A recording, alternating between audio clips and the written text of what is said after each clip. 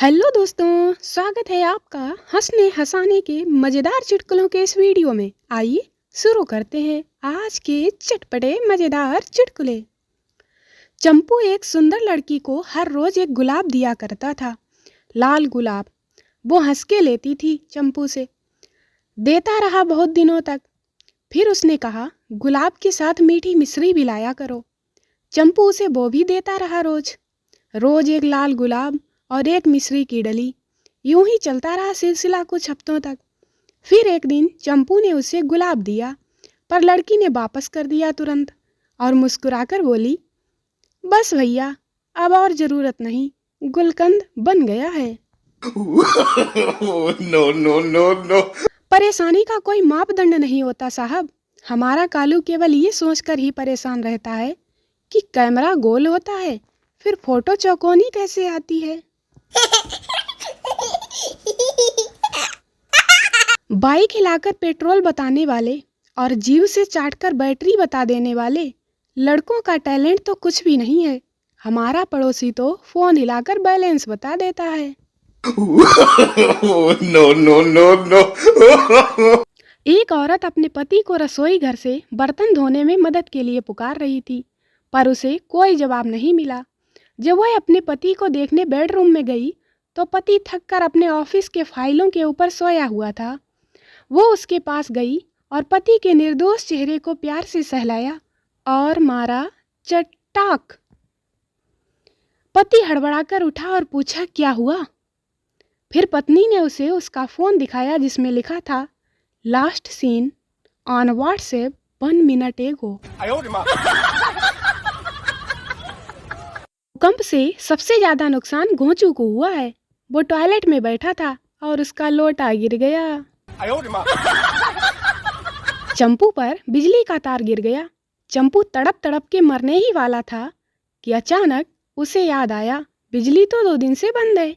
वापस उठकर हंसते हुए बोला, साला, याद नहीं आता तो मर ही जाता। No no no. पुराने जमाने में राजा युद्ध करके वापिस आता था तो एक आध रानी भी ले आता था और पटरानी चुपचाप सहन कर लेती थी। पर आजकल ड्यूटी से थका हारा पति एक पौआ भी ले आए तो घर में युद्ध हो जाता है। पति के साथ सरासर अन्याय है ये। एक सवाल। एक राजा की बीवी का नाम तुम्हारी था। एक दिन राजा ने अपनी बीवी तुम्हारी को महल के ऊपर से धक्का दे दिया और तुम्हारी नीचे गिर गई, और फिर तुम्हारी के ऊपर हाथी ने पांव रख दिया और इस तरह तुम्हारी मर गई। अब सवाल ये है कि तुम्हारी को किसने मारा, राजा ने या हाथी ने? अम्मी, जाओ सब्जी लेकर आओ। कालूराम, मतलब अब मैं सब्जी भी लेने जाऊंगा। मम्मी, जा रहा है या नहीं, वरना चप्पल से फेसबुक का भूत और झाड़ू से व्हाट्सएप की चुड़ैल निकाल दूंगी। कालूराम बोला, लाओ झोला मम्मी। एक रात सोते समय बादशाह अकबर ने अजीब सपना देखा कि केवल एक छोड़कर उनके बाकी सभी दांत गिर रह गए हैं। फिर अगले दिन उन्होंने देश भर के विख्यात ज्योतिषियों व नजूमियों को बुला भेजा और उन्हें अपने सपने के बारे में बताकर इसका मतलब जानना चाहा। सभी ने आपस में विचार विमर्श किया और एक मत होकर बादशाह से कहा, जहां पनाह, इसका अर्थ यह है कि आपके सारे नाते रिश्तेदार आपसे पहले ही मर जाएंगे। यह सुनकर अकबर को बेहद क्रोध हो आया और उन्होंने सभी ज्योतिषियों को दरबार से चले जाने को कहा। उनके जाने के बाद बादशाह ने बीरबल से अपने सपने का मतलब बताने को कहा। कुछ देर तक तो बीरबल सोच में डूबा रहा, फिर बोला, हुजूर, आपके सपने का मतलब तो बहुत ही शुभ है। इसका अर्थ है कि आपके नाते रिश्तेदारों के बीच आप ही सबसे अधिक समय तक जीवित रहेंगे। बीरबल की बात सुनकर बादशाह बेहद प्रसन्न हुए। बीरबल ने भी वही कहा था जो ज्योतिषियों ने, लेकिन कहने में अंतर था। बादशाह ने बीरबल को इनाम देकर विदा किया। No no no no. एक दिन अकबर अपने मंत्री बीरबल के साथ अपने महल के बाग में घूम रहे थे। अकबर बागों में उड़ते कौओं को देखकर कुछ सोचने लगे और बीरबल से पूछा, क्यों बीरबल, हमारे राज्य में कितने कौए होंगे? बीरबल ने कुछ देर उंगलियों पर कुछ हिसाब लगाया और बोले, हुजूर, हमारे राज्य में कुल मिलाकर 95,463 कौवे हैं। तुम इतना विश्वास से कैसे कह सकते हो हुजूर? आप खुद गिन लीजिए, बीरबल बोले। अकबर को कुछ इसी प्रकार के जवाब का अंदेशा था। उन्होंने पूछा, बीरबल, यदि इससे कम हुए तो इसका मतलब है कि कुछ कौवे अपने रिश्तेदारों से मिलने दूसरे राज्यों में गए हैं, और यदि ज़्यादा हुए तो इसका मतलब यह है कि हुजूर, कुछ कौवे अपने रिश्तेदारों से मिलने हमारे राज्य में आए हैं। बीरबल ने मुस्कुराकर जवाब दिया।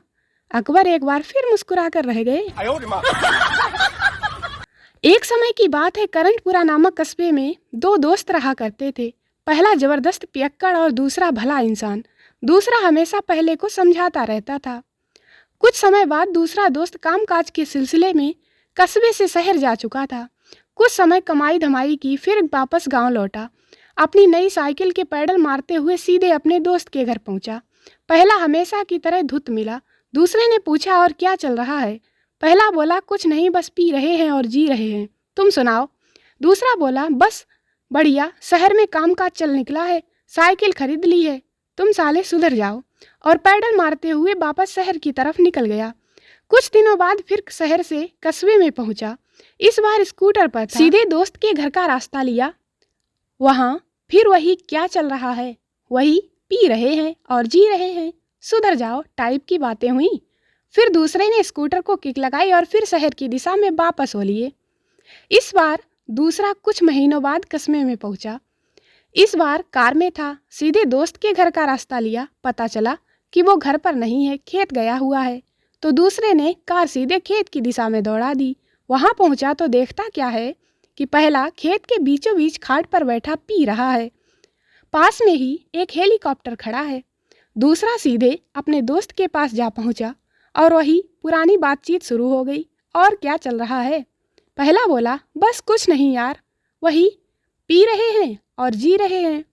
पीते पीते बोतलें ज़्यादा इकट्ठी हो गईं तो बेचकर हेलीकॉप्टर खरीद लिया और पार्किंग के लिए खेत भी खरीद लिया है। और तुम सुनाओ? दूसरा वहीं बेहोश हो गया। No, no, no. एक बार दो शराबी रात को नशे में टुन्न होकर एयरपोर्ट पर खड़े थे। उन्होंने एक टैक्सी रोकी और टैक्सी वाले को बोले, चलो भाई, एयरपोर्ट ले चलो। टैक्सी वाले ने पहले तो उनकी हालत देखी और फिर सोचा कि चलो मुफ्त के पैसे बना लेता हूँ। इसलिए उसने उनको टैक्सी में बिठाया और 2 मिनट बाद ही बोला, लो साहब, एयरपोर्ट आ गया। एक शराबी नीचे उतरा और टैक्सी वाले को पैसे दे रहा था कि दूसरे शराबी ने टैक्सी वाले को जोरदार थप्पड़ लगा दिया। टैक्सी वाला डर गया कि कहीं इसे पता तो नहीं लग गया। इतने में शराबी बोला, आराम से चलाया कर, नहीं तो आज हम तो मर ही जाते।